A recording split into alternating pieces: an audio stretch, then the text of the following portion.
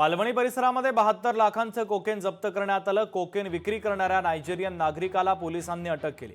आरोपीवर गुन्हा नोंदवत कोर्टामध्ये हजर करण्यात आलं। तर मालवणी पोलिसांकडून या प्रकरणाचा अधिकचा तपासही सुरू करण्यात आलेला आहे।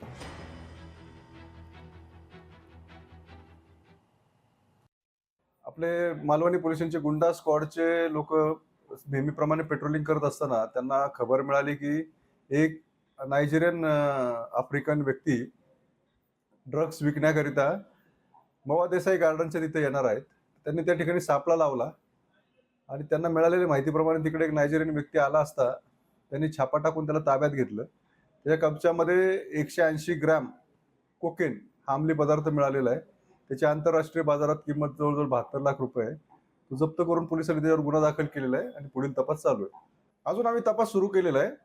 त्याच्यात आम्हाला त्याचा पूर्व इतिहास आणि त्याचा साथीदार कोण वगैरे कुठनं आणला त्याच्याबाबत आम्ही तपास करत आहोत। त्याच्या 8 तारखेपर्यंत पीसी घेतलेली आहे। लोकशाही मराठी ऐका, पहा, जागरूक रहा।